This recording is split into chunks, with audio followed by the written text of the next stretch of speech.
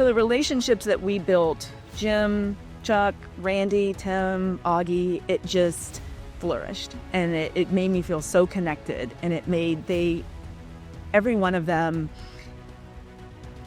has given me such a space to feel so welcome. And they really are like family for me. So I just can't say enough about what that charity did for me at the time in my life when I was really searching to be a part of something and feel important and needed. It did all of that. Welcome to Burning the Ships podcast, and I'm your host, Jason Seward. And today I've got my good friend, Wendy Coles, on the show. And I've been excited about this one because Wendy and I met through, I believe it was a local real estate event the first time I met you, Wendy. And then we've met a couple times since at that same event, or spoke a little bit. But right away, I knew just in conversation with you that you've got a good story. Obviously, you're tied to real estate, and we'll get into all that. But what I'm intrigued by most is hearing your story through all the stuff you've been through to the point where you've gotten to now, and we'll get into all that in a minute. Okay. Before we go any further, I'm going to turn it over to JJ for JJ's Joke of the Week. Why don't elephants ever use the computer? Because they're afraid of the mouse. All right. Thank you, JJ. And now, on to the good stuff. So, Wendy, thank you for joining us. Thank you for having me. Yep. I am very excited. I'm very intrigued. As we were talking offline, I do a lot of episodes and interviews with people I know so that I've gotten to know, really well. So a lot of the conversation and questions I'm asking for more for the audience, less for myself, because I already know a lot of the answers, right? My favorite episodes are the ones where that's not the case. I know bits and pieces of your story, but hearing it today with my audience will be the first time I hear it. So I'm excited about that and excited to see where it goes. So with that, we will get it kicked off with, I'm just going to turn it over to you and let you start wherever you want and just kind of tell your story. And then I'll stop you and ask questions as we go along, but let's go from there. All right. So, I grew up in Richmond, Virginia. It was just me and my mom. Didn't have any brothers or sisters. My dad had passed away when I was 5. My mom and I had somewhat of a strained relationship growing up. Strained is an understatement at times, but from the outside looking in, I had a good life, you know. I went to a good school, lived in a good neighborhood, lived in a good house. My mom did what she could to provide me with, doing sports and horseback riding and things like that. So, all accounts necessary, I would have had a great life and turned out to be a great, productive member of society. But it was something within me the entire time I was growing up. I don't know where it came from. I had a lot of resentment. And it festered and it created a lot of issues between my mother and I.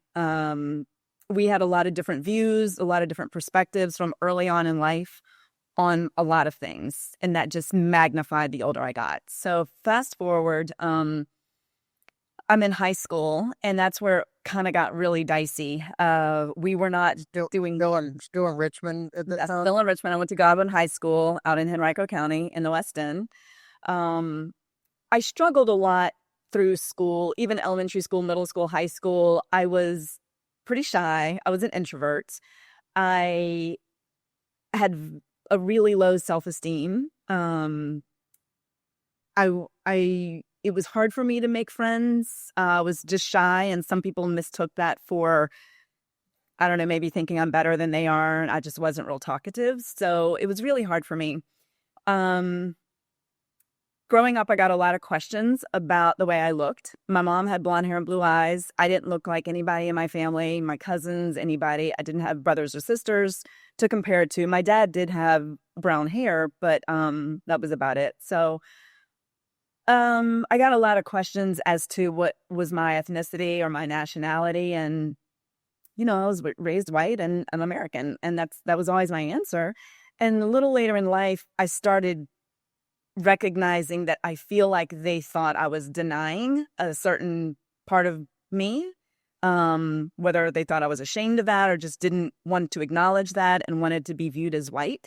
I'm not sure, but it made it really hard for me. I wasn't white enough to fit in with the white crowd. I wasn't brown enough to fit in with the brown crowd. And it was just that middle of the road. I had to find my own common ground. So I had very few friends, and it just created more of an insecurity that I had. So fast forward into high school, I met a guy, and he was from Philadelphia, and he had come down here for school, and we really hit it off. He seemed super smart and really, really great guy. I didn't know a whole lot about him since he didn't grow up here, and he was into some things I wasn't quite aware of. So my mom and I, as I said, had a strained relationship. I was living with my psychology teacher for a little while, and just trying to finish up school, and still seeing this guy. His name was Eddie. And one day he had picked me up. He was in a different car, and he would tell me, that his dad had bought him a car. It was always some story. I was pretty naive. So anyway, we had gone to get gas, and his cousins were with us, and they were driving. I was in the back. I was super tired. I was laying down at the time. Eddie had gotten out of the car, and we just sped off pretty quick. I sat up and I said, "Well, where's Eddie?" And they were like, "Oh, he's behind us." Well, he had taken a car from the gas station. So they were like, "Oh, how do we get to the interstate?" So we're on the way to the interstate, and the muffler comes off of the car. So we're transferring cars, and the cops come. So everybody runs. I'm just standing there like I didn't know what to do. So I run too. Made it to a house, called a friend, took me back to my psychology teacher's house who was out of town for the weekend with her family. And I go in, and my boyfriend is there. And so I'm like, what is going on? What has happened? So long story short, the car we were in was stolen, and he had stolen another car. So he had called his dad to come pick us up, and he lived in North Carolina. He picked us up. A few weeks later, we get extradited, we get stopped, caught, and we get extradited back to Henrico. So I spent a few weeks in jail in Henrico. My mom ended up bailing me out. I shortly around that time frame learned that I was pregnant. And I'm in my mind, I'm thinking I am going to jail for years. Like I just turned 18. I'm thinking I'm going to jail for years. They're going to take the baby. I can't stay here. I've got to leave. So I did. I took my car. I left. I'm on my own now. And in my childhood mind, I thought it would probably be best if I got to Canada. They wouldn't be able to track me or find me if I go to Canada. So I am on my way. I don't have any money. I don't have anything. Can I pause you for a second? So, because I'm jotting down questions. I don't want to lose some of the thoughts, like the context around this. You were 18. I just turned 18. And set off to Canada. Like I went to Canada.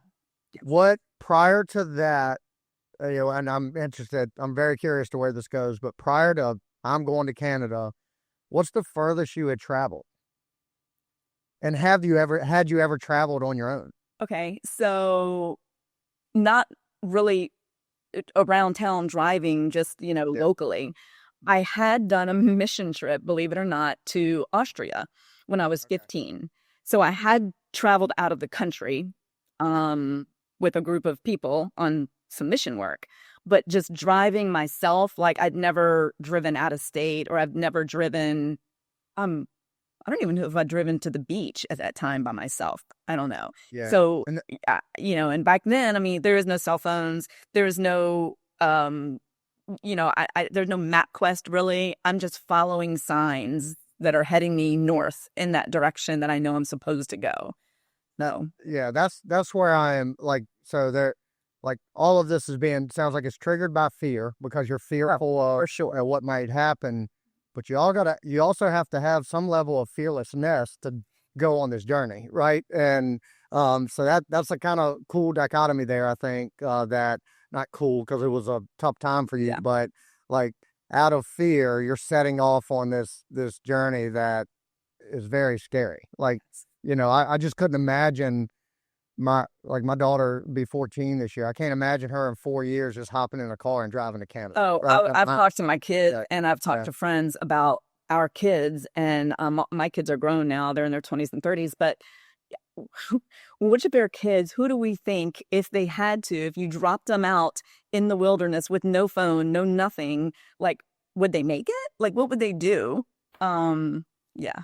Yeah. So sorry to stop the story there, but I had to ask that question because now was Eddie He was still in jail during all of this. okay? My mom has bailed me out. I jumped bail because I just Yeah. felt like I couldn't stay there. Took my car and left. And how far along were you in the pregnancy? Oh, at that time, I'm very early on. Okay. Probably 2 or 3 months. Right. Really early. No one knew.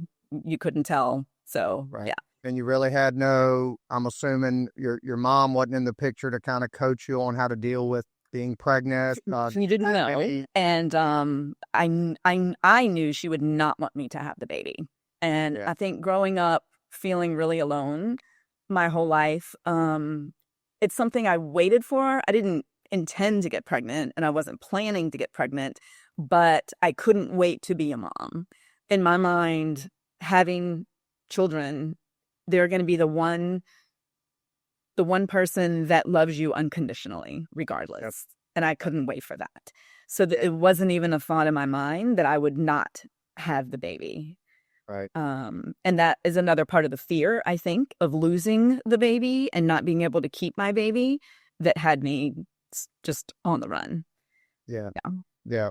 Yeah. And I can't, like, I'm a man. I can't have a baby, never have had a baby, but that experience, like I've watched my wife have 2 babies, and the experience of going through every step of pregnancy, like most women have resources around them to help them know, like, oh, this is morning sickness and this is, a normal part of it. Or you set off and doesn't sound like you had any of that mentorship or anything like that. No mentorship, no prenatal care, none. Yeah.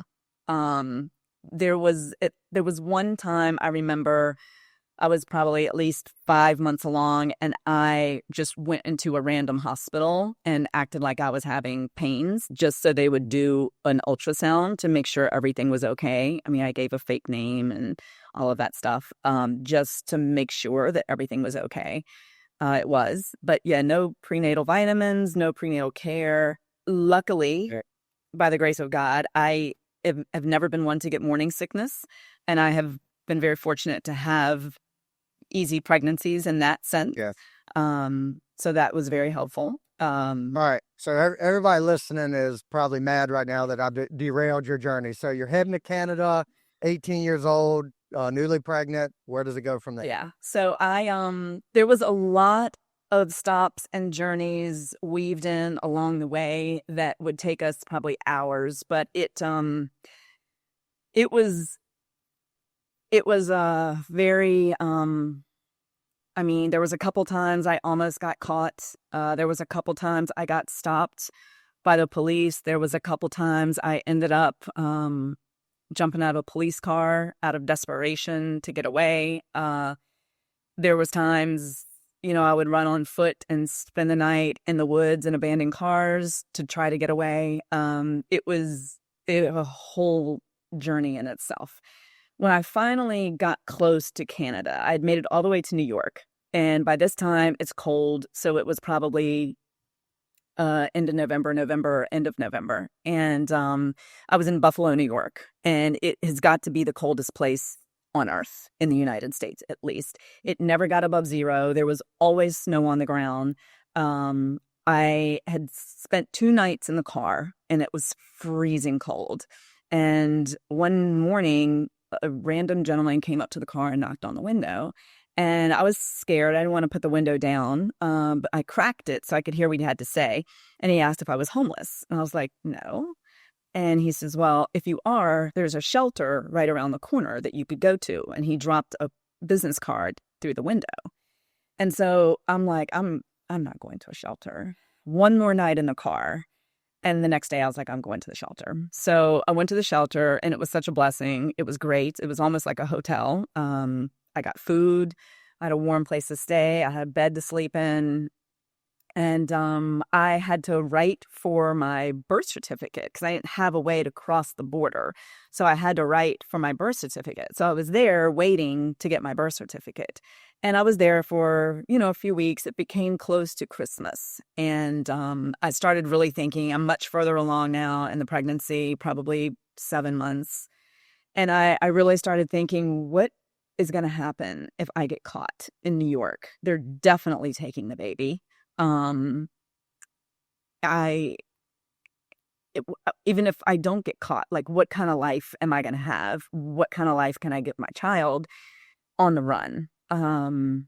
So I called my mom. I told her that I wanted to turn myself in and I was going to come home. I don't think she believed me, but I ended up going home on December 24th, and I stayed home until the 26th, and then I turned myself in.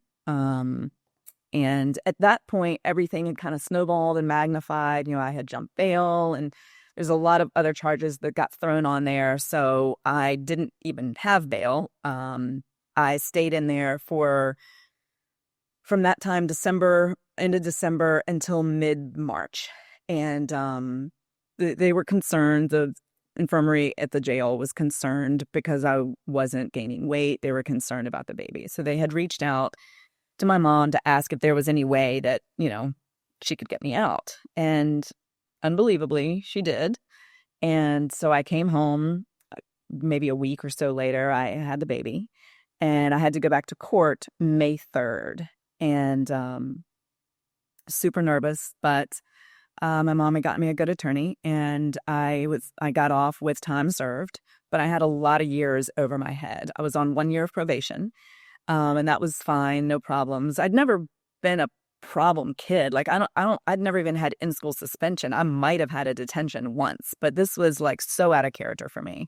But just, getting involved with the wrong crowd, you got to accept what comes with that. So now that I'm a mom, definitely not getting in any trouble. And so the probation went by smooth, no problems there.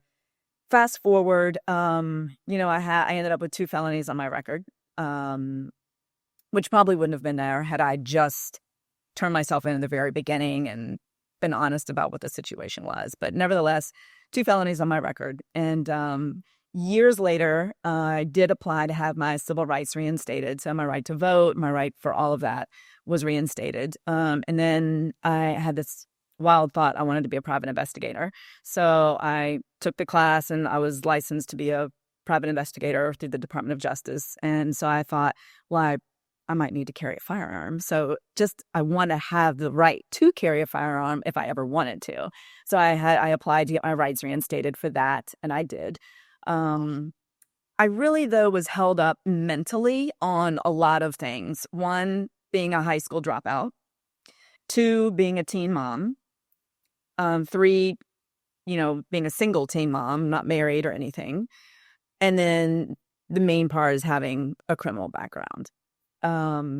Mentally, I got really in my head about going down this rabbit hole of a lot of things that now I'm not able to do. I can't be a school teacher. I can't be a nurse. Well, in actuality, I never wanted to be those things. I'd never had childhood dreams of, actually, my childhood dream was I wanted to be in the FBI. How ironic is that?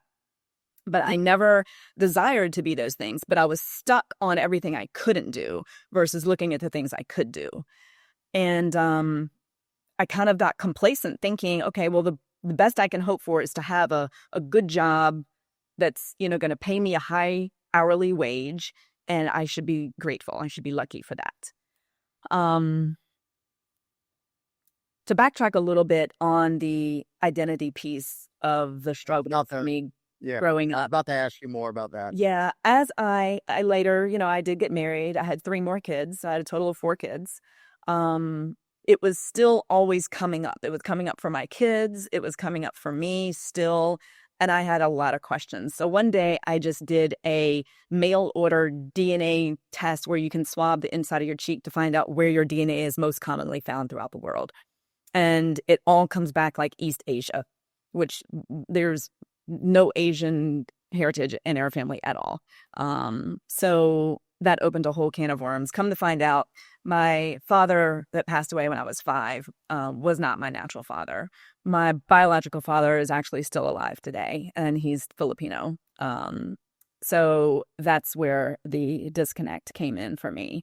And So finding that out, so it came back with the results that kind of led you down more of a rabbit hole to find out the truth. Did you go straight to your mom to say, hey, tell me the truth? Or did she know? I said I wasn't because I didn't, Right. I just in my gut felt like she would never tell me. I have been on these little journeys. I would get worked up all through, I remember I was probably a freshman in high school, and I would open up the yellow pages and I would call places and ask, like, is there a test that you can test my pigment to see, like, what am I? And they were like, no, there's nothing out there like that right now. I even thought about having my dad exhumed to, like, have his DNA tested, which obviously I was a child, that would have happened. She knew that I had questions, and when I was much younger, I would come to her and ask her, and she would shut it down pretty quickly. So I felt like I would never get the answer from her.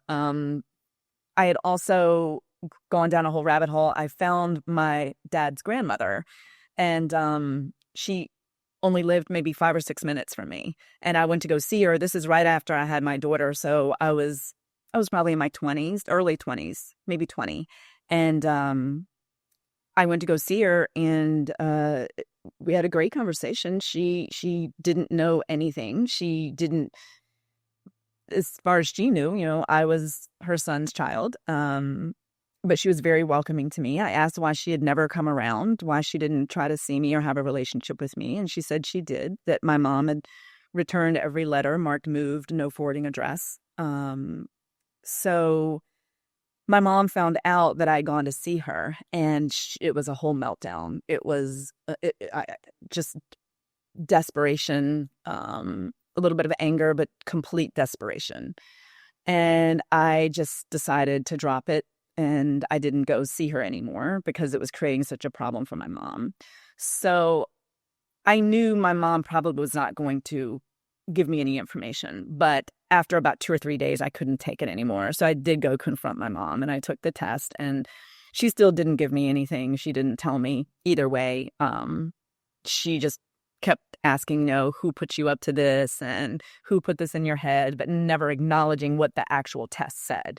So I went on my own search to find out the answers, and I found that my father was a doctor in the hospital that I was born in. My mom was a registered nurse, and that's how it all came about. And Did you connect with your father at any point? I did. And I have some siblings. I have 3 half brothers and a sister, and I've met all of them. I have been in touch with them.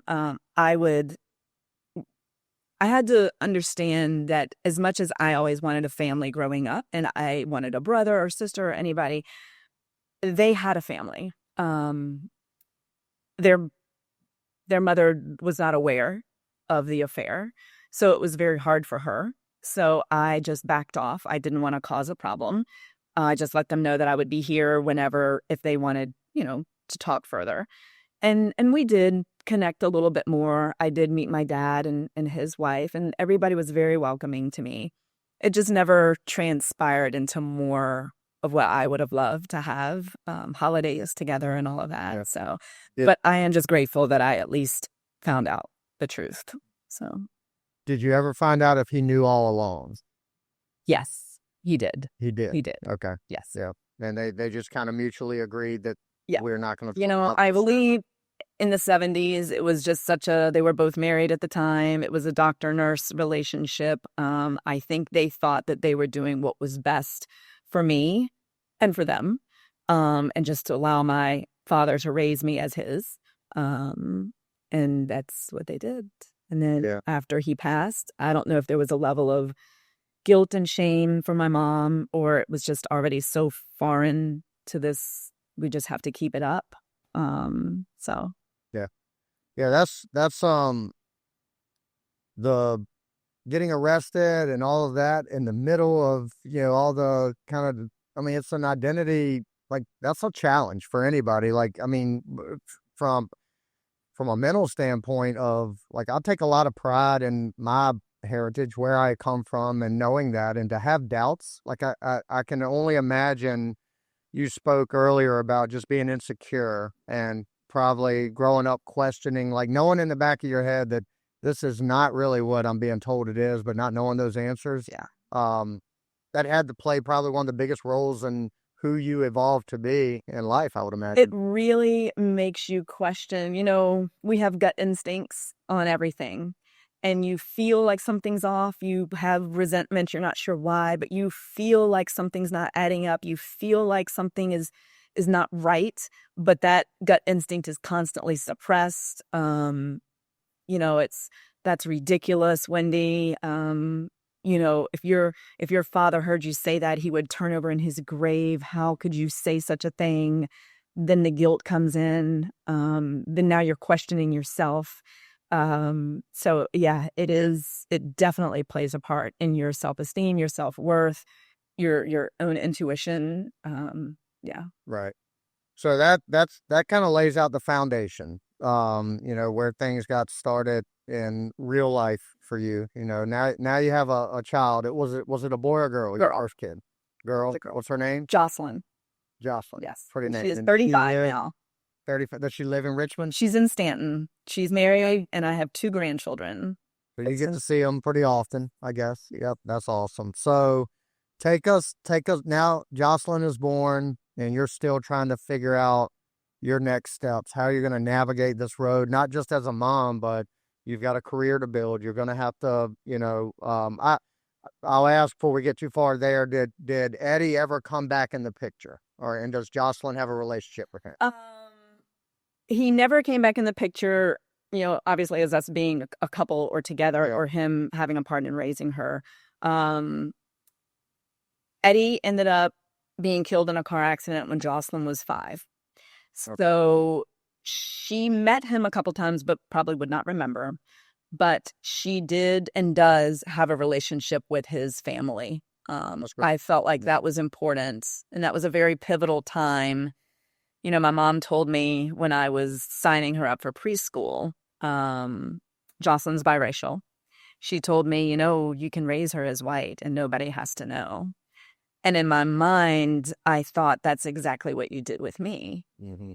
And, that was just never an option for me. And so when Eddie passed, he had another daughter who was very close in age to Jocelyn.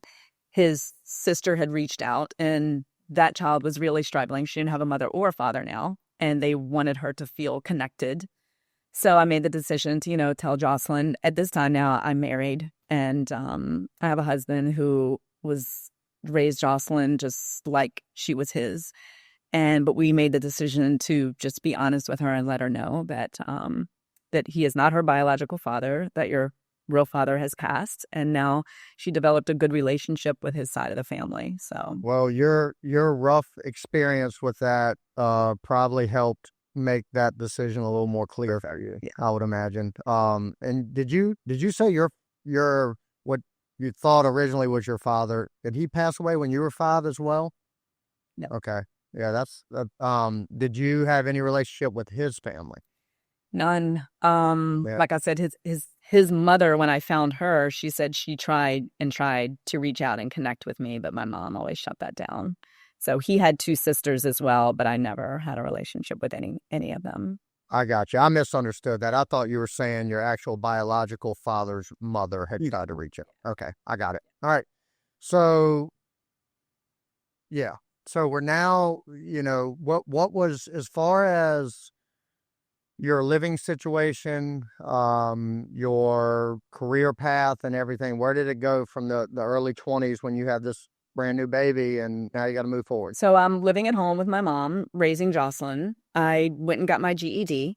I went to J. Sargent Reynolds to take some classes. I met my husband at J. Sargent Reynolds, and we ended up a couple years later, we ended up getting married. I was just working, I was working actually for a call center.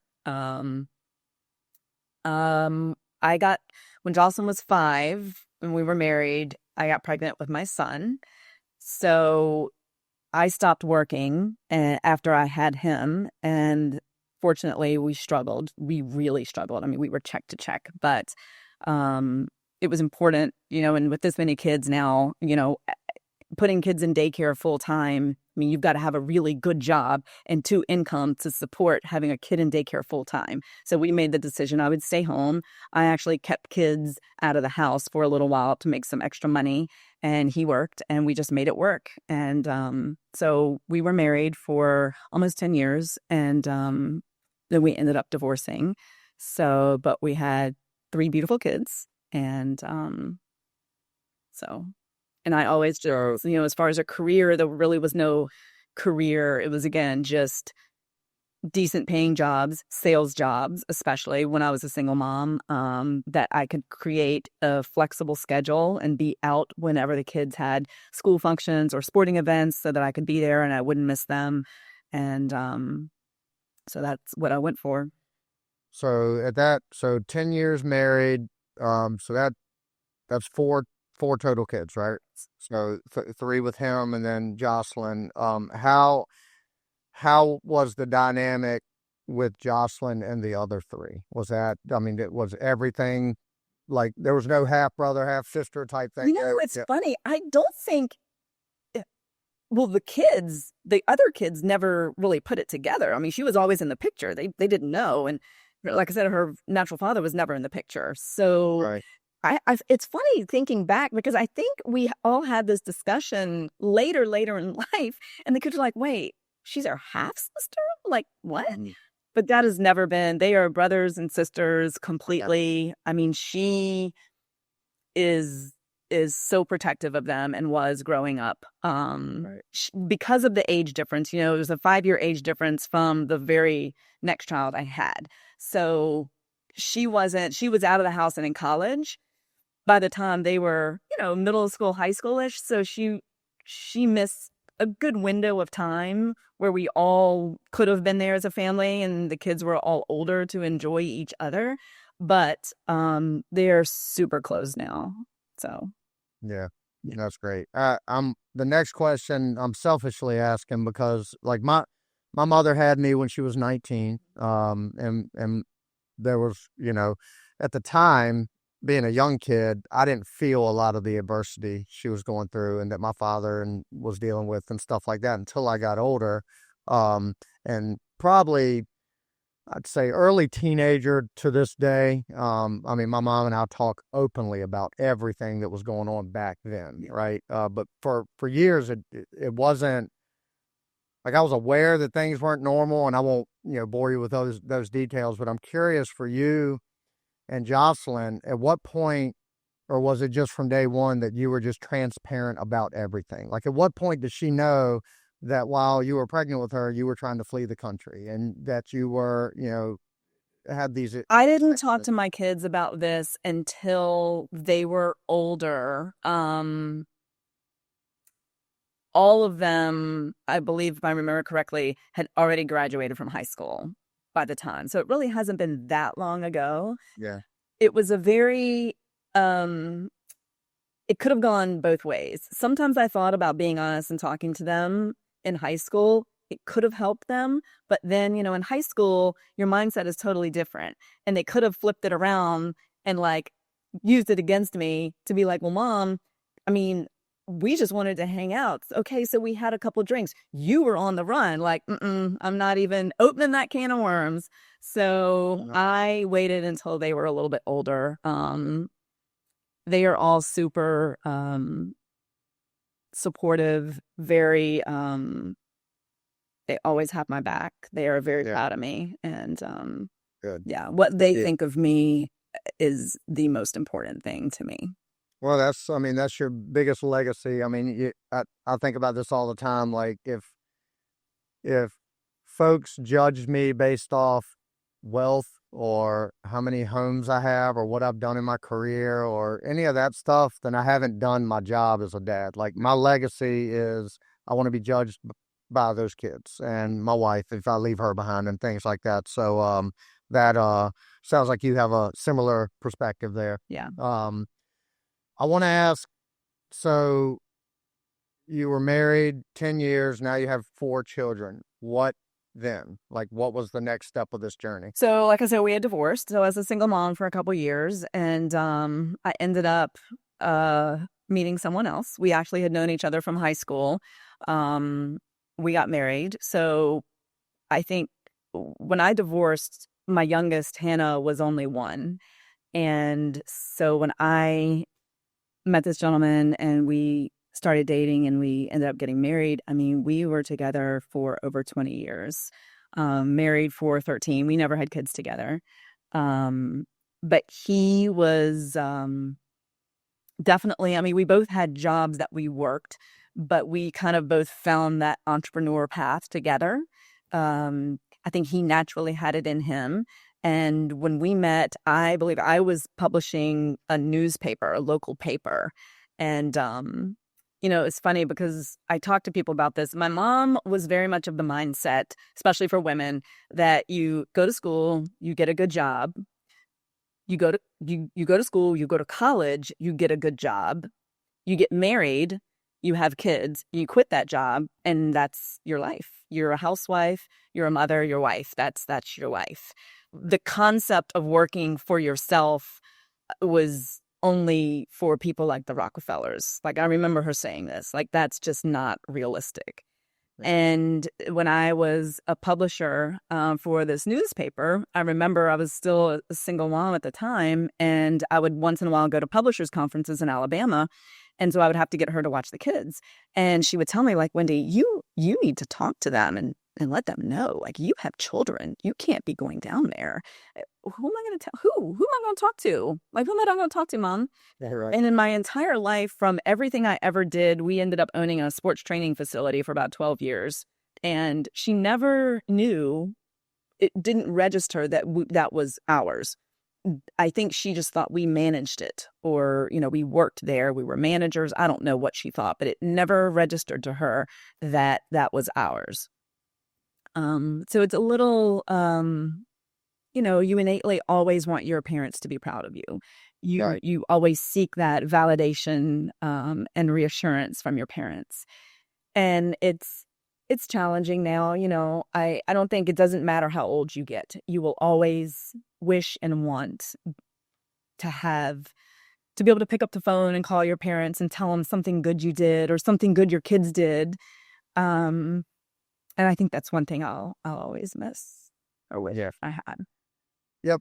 Yeah. And I there's very few things I can like truly empathize in your story, because I haven't, like I said, I haven't experienced a lot of it, but what you just said is something I really can. And it's something, I mean, I'm about to be 44 years old.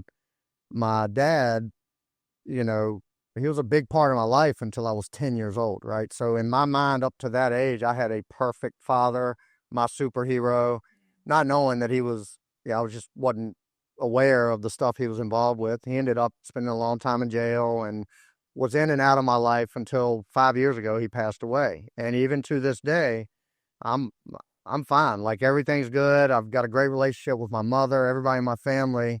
But there is that missing piece of, I just never had my dad around, right? Like, I never had, and you talk about, like, I'll have big business wins. I can share it with mentors and partners and stuff like that. But it'd be pretty cool to hear a dad say, "I'm proud of you." That's a good job, son. And I, like, I struggle talking about that, because that is I don't think those emotions will ever go away. When I'm 90 years old, if I'm still kicking, I'm still going to, there's that void there, right? And that can't be filled. And then I can sense it in with what you're talking about. There's that inner child in you and everybody. I'm 54, and it's still, like you said, big wins, or your kids have big wins, your kids get married, your kids had children, the first person you would want to reach for to pick up the phone and tell would be a parent. You have close friends, you may have siblings, you have kids, but nothing takes the place of being able to share that with a parent and have a parent's pride be shown. Yeah. And like there's weird little subtleties too. Like my daughter, her mannerisms are so similar to my dad's. Mhm. Well, she doesn't know, she never had a relationship with him, doesn't even know him. And I would just love for him to see Yeah.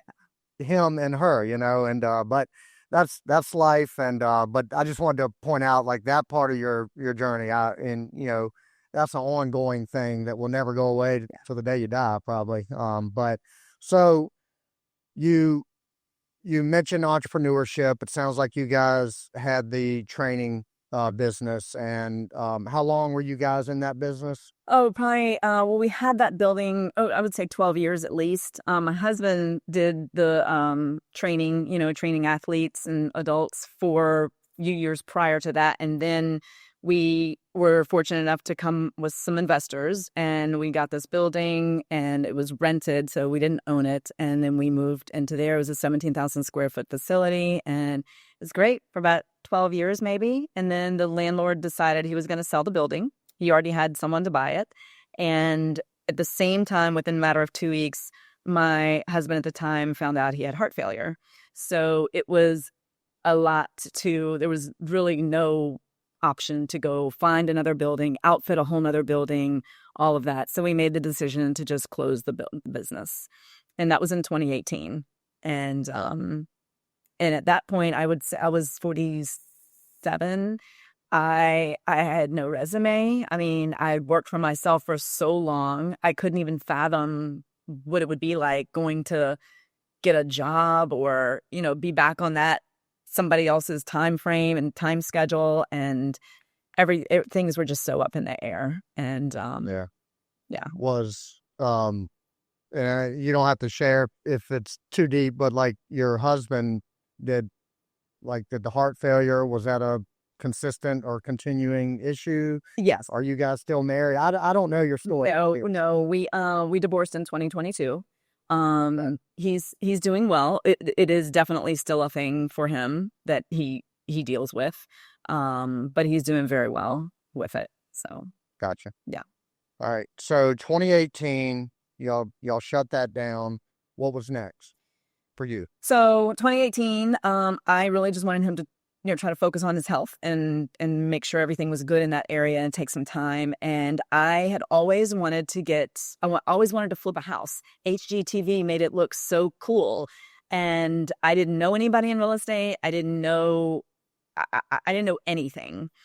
And I had always, like I said, wanted to do this, but just never thought it was possible. That takes money, it takes knowledge, it takes good credit, it takes so much that it just was never really an option. And so my mom around this time, years before this, she had come down with dementia. And so she was in a home. I was her power of attorney because I was her only child. So I creatively, I used her name, her credit as her power of attorney to get a property that we flipped.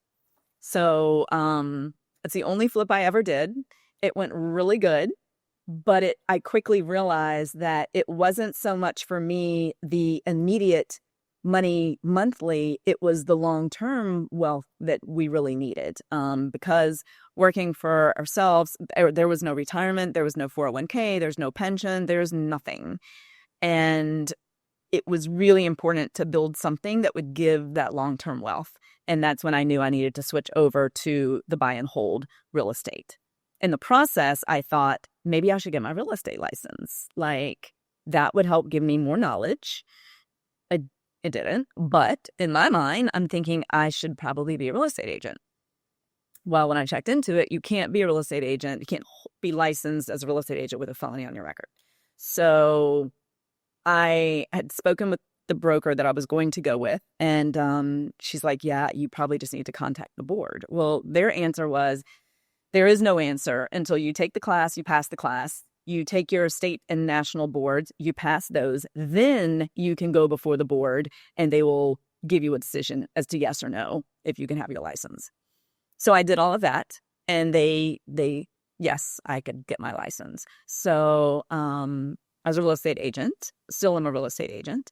But I've always gravitated more towards the investing side of things. But it was definitely helpful to have that extra stream of income coming in.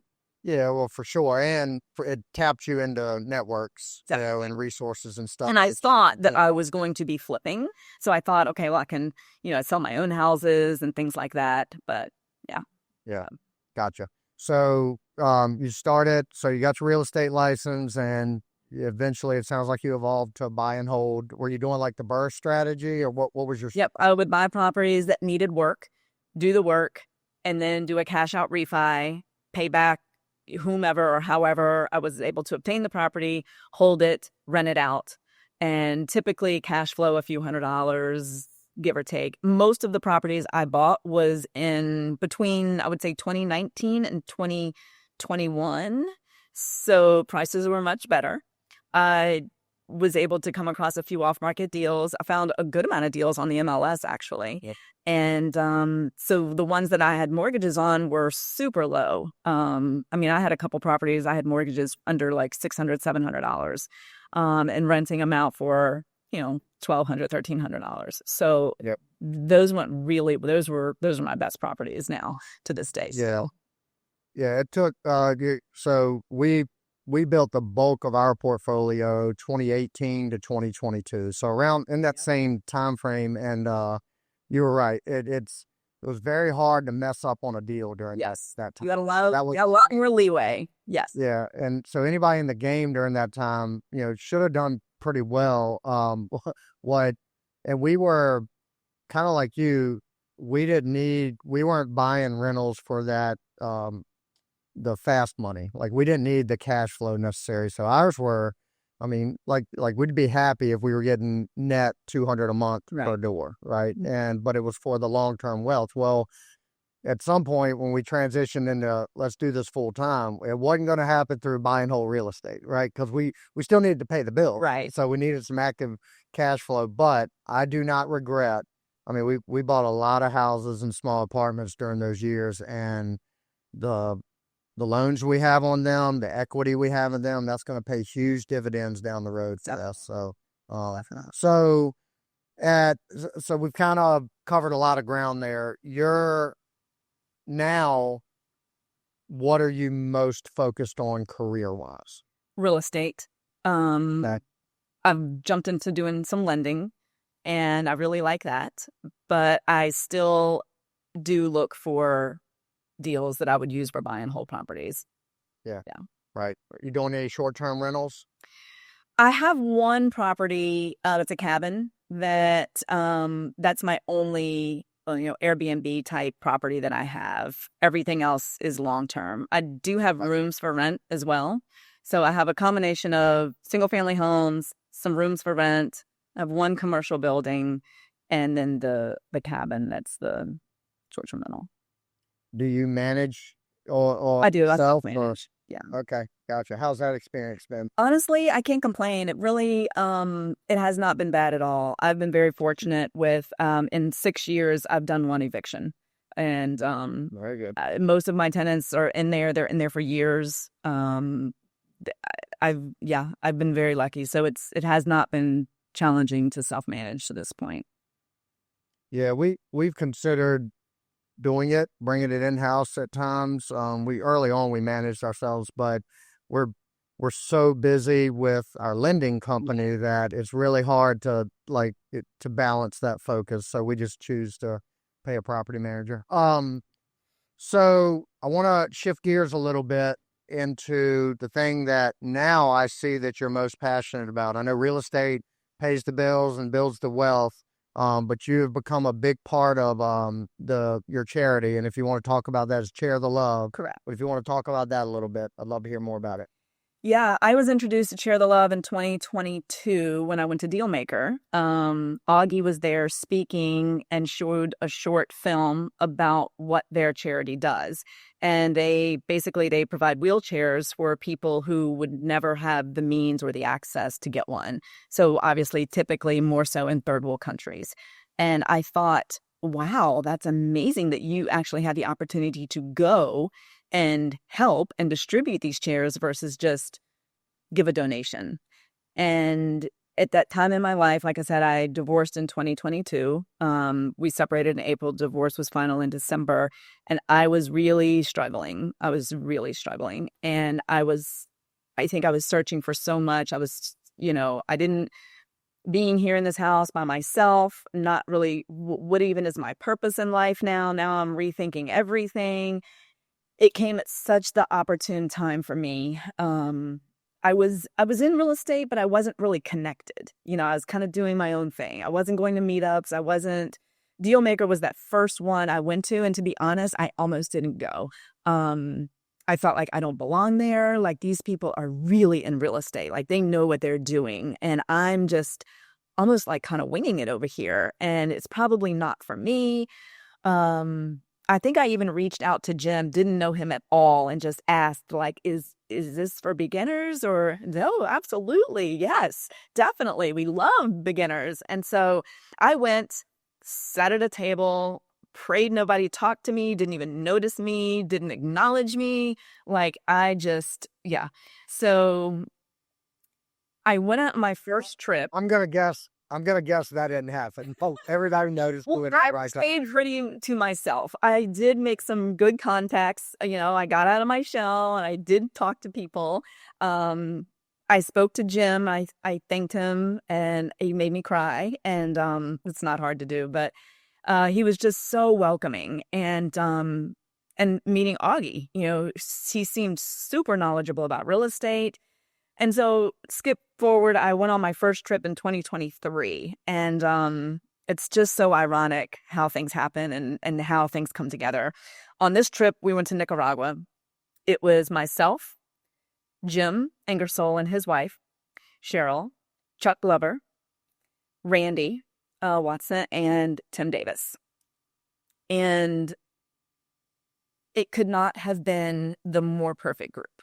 I remember thinking about Chuck Glover, and I knew who he was, but I didn't know really anything about him. And my impression was that I knew he was older. He's probably been in real estate for 20 or 30 years. He probably has a massive portfolio. And now he's just transitioned as a seasoned investor over to lending. And we had a conversation. And when we were on this trip, and he's like, oh, no, he told me his story, and he had just been in real estate a few years, never owned, real estate other than his primary home, and how he got into lending. And I was like, wow, like, that is so impactful. So the relationships that we built, Jim, Chuck, Randy, Tim, Augie, it just flourished, and it made me feel so connected, and every one of them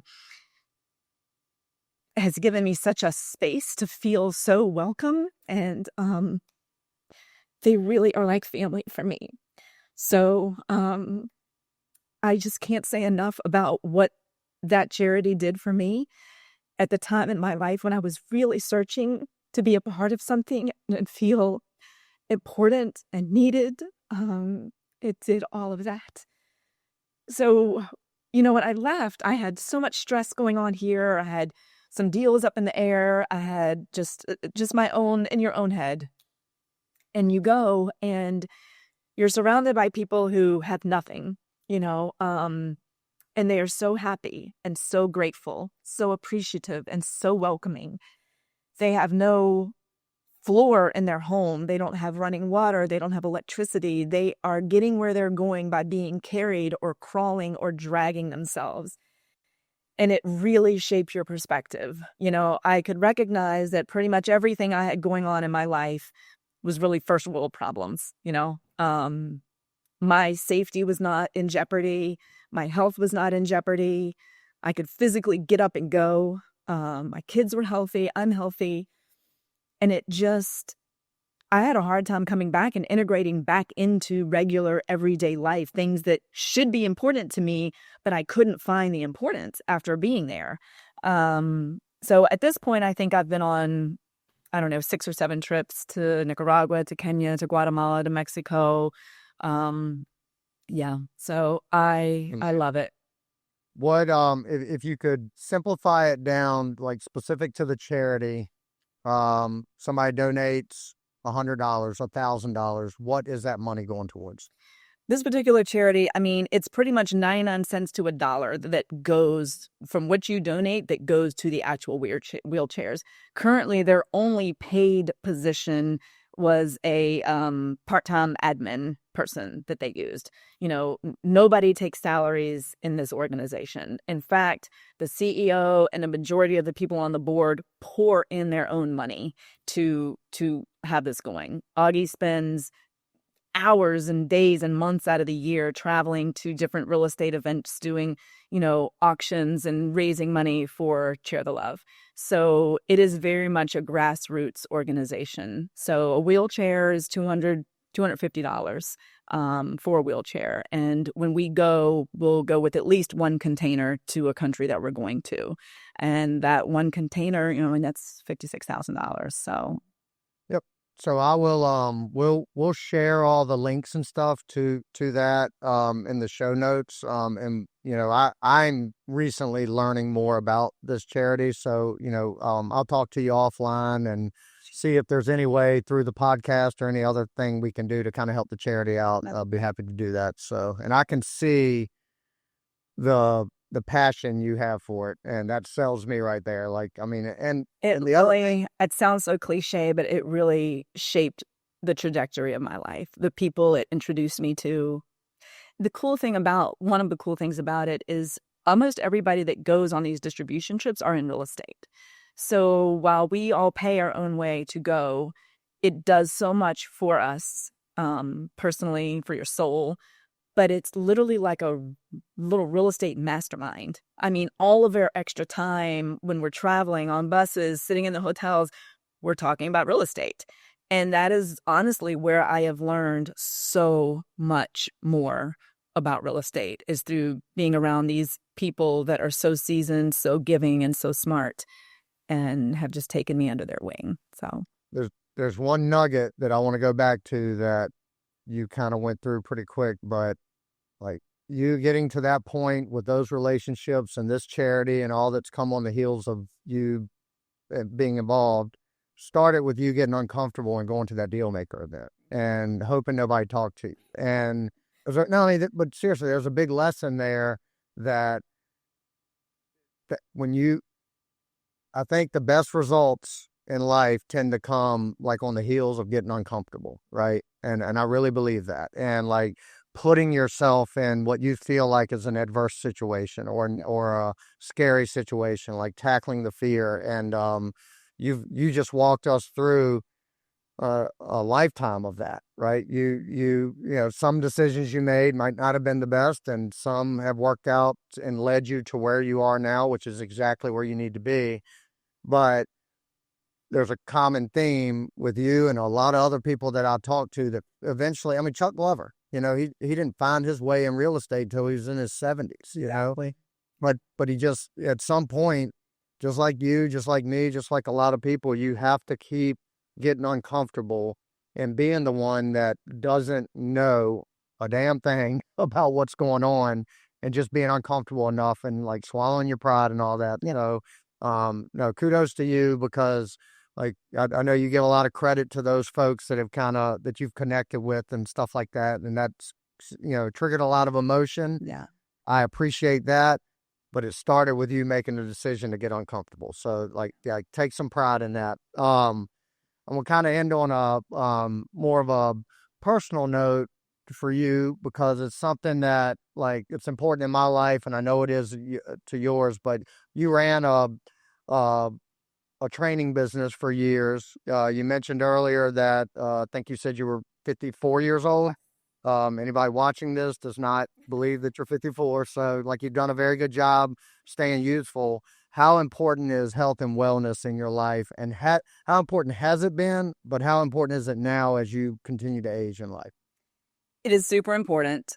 Definitely more important every year that goes by. As we get older, we obviously lose women, we lose muscle mass, you know, agility, everything. And it goes from keeping your brain healthy, your hand-eye coordination, all of that, helping your brain function. It's so important. So much has changed since when we were younger. Our food is different, but our bodies are different too. Hormones change as you get older. So certain foods hit differently than they did 20 years ago. I cannot be here and be hypocritical. It is still a struggle for me. I love to eat. I like to eat what I like to eat. There's a direct correlation. When I work out, I eat healthier. It just, to me, if I go work out, going and getting a pizza, I made a joke with somebody the other day. I got to wait at least 6 hours before I do that. I can't go work out and then eat unhealthy.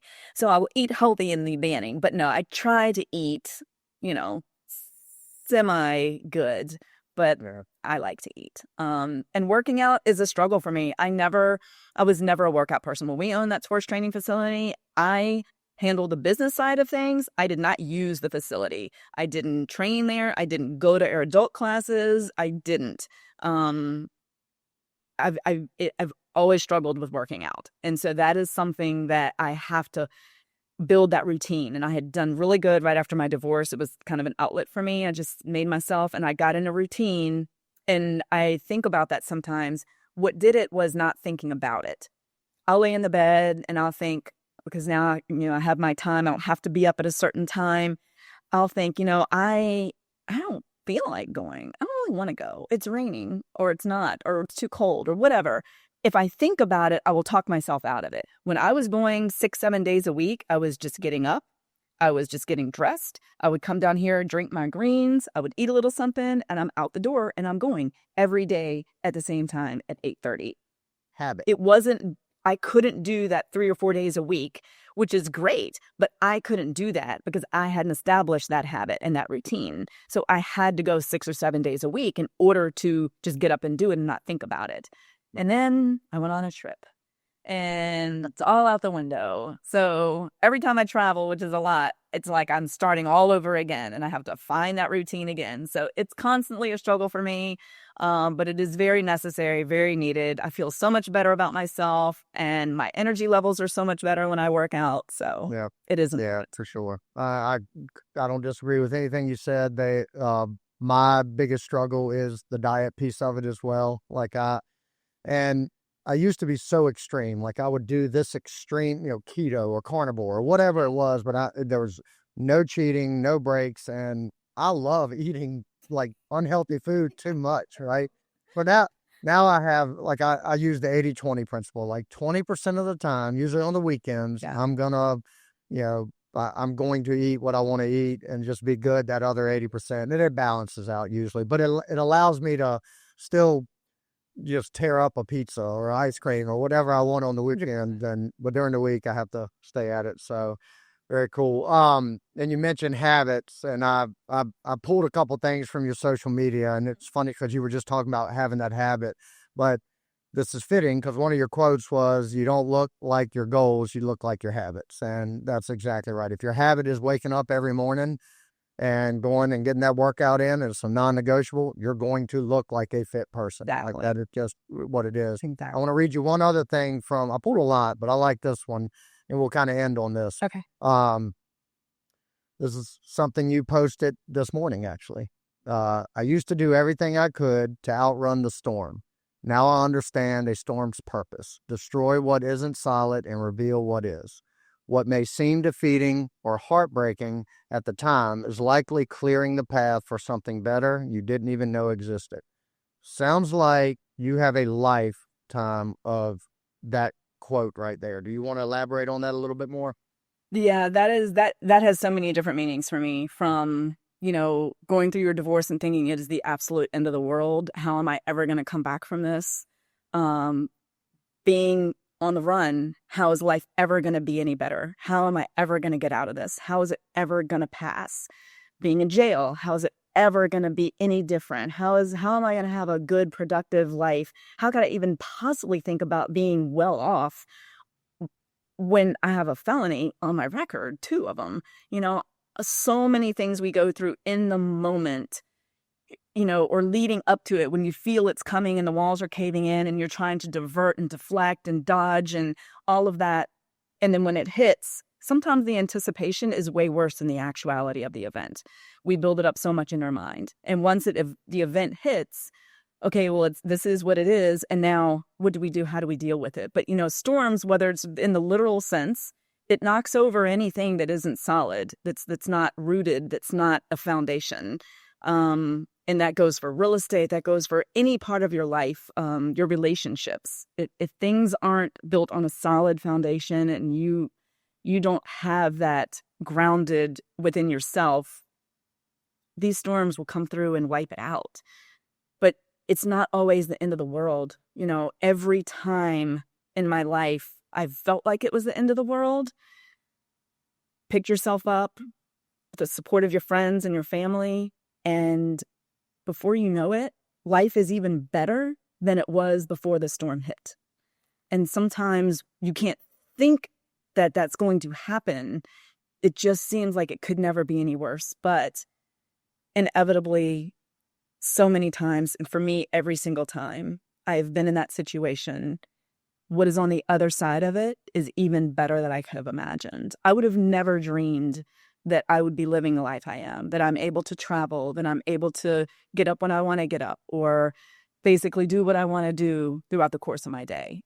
Even as 6 years ago, I was working 3 jobs. I was a real estate agent. I was starting a new business, doing body contouring and working 10, 11-hour days, trying to get that business going. And I was working part-time at Target with my daughter. How demeaning is that? My daughter helped me get a job at Target.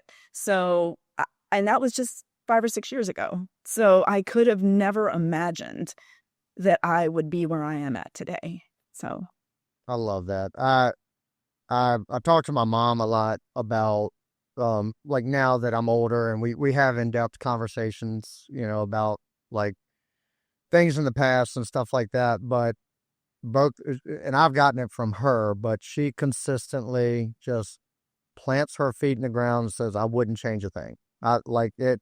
It might have been 30 years of hell, but I would not change a thing because I'm happy right now. I'm happy how y'all turned out being me and my siblings. Happy with everything. And another storm could come, to your point, tomorrow, but I'm going to be happy with that. So, and thankfully for me, I had that, like that kind of, I don't know, leadership or influence in my life to just see the world that way. Like, bring it on. Like, and in some storms I create myself, and you might have, most of the time we create ourselves. Right. Yeah. Right. But they're going to happen. And like it's, you mentioned like it's truly, the world is never going to end until it does. Like until the day you close your eyes for the last time, Right. like that, it's over. But up to that point, and I need to connect with Chuck because I want to get him on here to tell his story as well. Yes. But like he's a great example of, until he was 70 years old, really didn't figure it out. And now he's as happy and influential as a human being. Like, right. Yeah. And you like, you're in your 50s now, and it's not that you never had it figured out, but you just went through storm after storm, gaining knowledge, gaining experience and perspective, and it calibrated everything for you to be right where you're at right now. Right. Is where you're supposed to be. And, exactly. I love all that. Wendy, it's been a pleasure. There's so much, like, as you're telling your story, I've got a million more questions, right? That I can't drag this on for 3 hours, but, I do appreciate your vulnerability coming in here, and sharing this. It'll get, a lot of people will hear it. A lot of people will get inspiration from it. A lot of people might be in that situation where they don't know what's coming next. They don't know what to do. And there's a lot of takeaways they can apply from you. Like, just get uncomfortable, figure it out. Like, go, and your story is full of resilience, resourcefulness, all those things. And I appreciate it. I'm glad our paths have crossed. So that's really something that is important to me. Now I like real estate, but I love the idea of being able to help inspire other people, especially people who have made mistakes in their past and feeling like it's defining them, and helping them see it doesn't define them. Yeah. That really is something I'm super passionate about. So thank you for giving me the opportunity. I want to encourage you to do more of this, and seriously, and find opportunities. Like you there may be some imposter syndrome and stuff like that sets in, but you have a lot. you have a great story. A lot of people have great stories, but you have a way of articulating it that resonates. And so, like, just me, my personal opinion, I think it would not just benefit you, but benefit a lot of people, that if you leaned into kind of sharing this story and this message of resilience and like, here I am, right? And that, so, you know, find a stage, find more podcasts to go on. I'll help you if I can with all that. But I'm going to drop, and I'll encourage everybody listening, I'm going to drop your social media links in the notes. And if nothing else, follow Wendy on Facebook, and I assume you have an Instagram I do. as well. Yep. Okay, yeah, we'll get all that from you. And because you consistently post good content, right? And it's very real, it's very authentic, and I think it will resonate. So with that, we will wrap up another episode of Burning the Ships. And Wendy, thank you for joining me. Thank you for having me. Thank you for tuning in to this episode of Burning the Ships. I want to give a special thanks to our sponsor, 608B Capital, helping real estate investors secure fast, reliable funding to fuel their boldest moves. If you're ready to take your investing to the next level, visit 608bcapital.com to learn more. If you found value in today's episode, please take a moment to rate and review the podcast. Your feedback not only helps us improve, but it also helps us reach more people who are ready to burn the ships and commit fully to their goals. And don't forget to share the episode with someone who needs that extra push to take bold action. I'll leave you with this. Burning the ships isn't just about removing the option to retreat. It's about unlocking the courage to charge forward. No matter the odds, the past is behind you and the future is yours to conquer. Thank you for listening, and I'll see you next time on Burning the Ships.